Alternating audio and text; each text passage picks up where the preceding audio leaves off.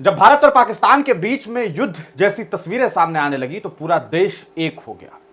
क्या विपक्ष क्या पक्ष, सबने एक आवाज में ये बात कही कि प्रधानमंत्री जी, वक्त आ गया है कि पाकिस्तान को करारा जवाब दिया जाए और उसे ऐसी सबक सिखाई जाए कि आने वाली नस्लें ये सोचने पर मजबूर हो जाए कि अगर कभी गलती से भी भारत या भारतीय लोगों के ऊपर गलत निगाहें डाली तो उनका अंजाम क्या होगा।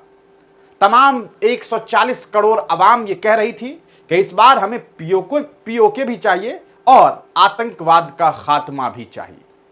लेकिन आपने देखा 48 घंटे के बाद तस्वीरें बदल गई। अचानक अमेरिका ने हस्तक्षेप किया। इस पूरे मामले में एक जानकारी डोनाल्ड ट्रंप के द्वारा दी गई कि अब भारत और पाकिस्तान के बीच में कोई युद्ध नहीं होगा, सीज फायर के लिए दोनों ही मुल्क तैयार है। हमने लंबी चर्चा के बाद यह सब कुछ किया है। हालांकि भारत सरकार ने इस बात को मानने से इनकार कर दिया, लेकिन अमेरिका ने यह सूचना पहले दी। इस बात से यह बात समझ आती है कि दाल में कुछ तो काला जरूर है।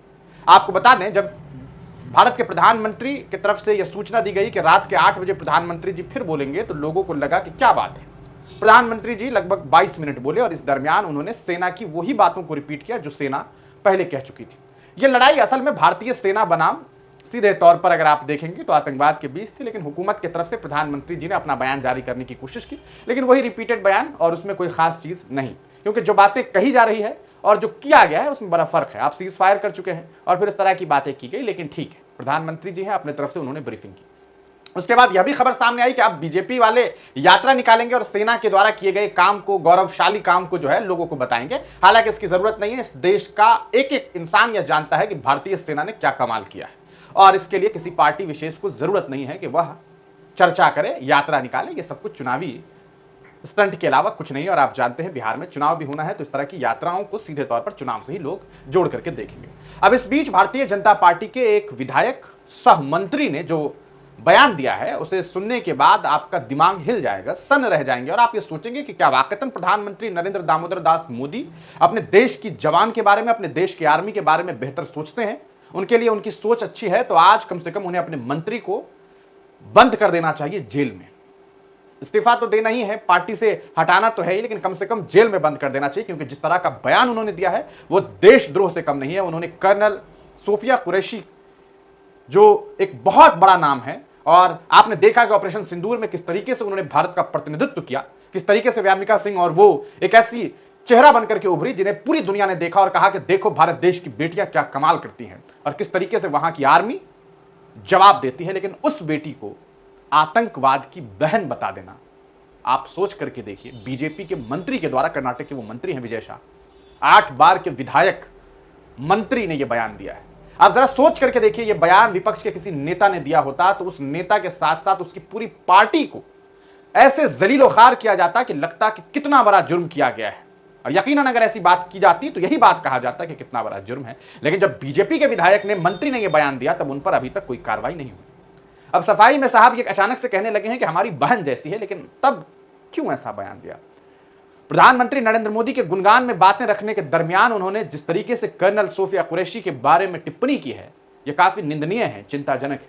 हम आपको उस बयान का एक टुकड़ा जरूर सुनाना चाहेंगे ताकि आपको पता चल सके कि किस तरीके से कर्नल सोफिया कुरैशी को लेकर के एक भद्दा और बेहद घटिया कमेंट जो है वो किया गया है। और ऐसा कमेंट जिसे सुनने के बाद यकीनन आपके अंदर गुस्सा आएगा। अगर आपके अंदर जर्रा बराबर भी अपने देश, अपने मुल्क के लिए मोहब्बत है, अपने मुल्क की मोहब्बत का मतलब यह है कि आप अपने मुल्क के बारे में बेहतर सोचते हैं, आप अपने मुल्क को लेकर के बेहतर ख्यालात रखते हैं। आप सोचिए, कर्नल सोफिया कुरैशी को यह बता देना कि आतंकवाद की बहनों से ही उसे जवाब दिलवाया गया, यह किसी भी लिहाज से मुनासिब नहीं है और इस तरह का बयान दिया गया है। यह बयान सुनने के बाद अगर आपका खून नहीं खोलता है, अगर आपको गुस्सा नहीं आता है, अगर आपकी मांग ये नहीं है कि प्रधानमंत्री नरेंद्र मोदी जी को कम से कम इस इंसान को पार्टी से निकाल करके फेंक देना चाहिए, तो मुझे लगता है कि आपके अंदर का भारतीयता और आपके अंदर की देशभक्ति संदेशपद है। क्योंकि आप एक ऐसी बेटी के बारे में इस तरह की ओछी कमेंट को कभी एक्सेप्ट नहीं कर सकते हैं। इस बात की गारंटी कहीं ना कहीं मुझे समझ आती है। ये वो इंसान है, विजय शाह इनका नाम है। कांग्रेस ने लिखा है कि हमारी सेना की जाबाज बेटियां आतंकवादी की बहन है। ये घटिया बात मध्य प्रदेश में बीजेपी सरकार के मंत्री विजय शाह ने कही है। आपको मैं ये वीडियो दिखा, जिन्होंने हमारी बेटियों के सिंदूर उजाड़े थे, वही कहते पीटे लोगों को हमने उन्हीं की बहन भेज करके उनकी ऐसी खेती करवाई। उन्हीं की बहन भेज, उन्होंने कपड़े उतार के हमारे हिंदुओं को मारा। और मोदी जी ने, सुनिए किस तरीके से कहा कि हमने उन्हीं की बहन को भिजवा करके, यानी कि सोफिया कुरैशी के बारे में इस तरह का बयान कि उन्हीं की बहन को भिजवाया।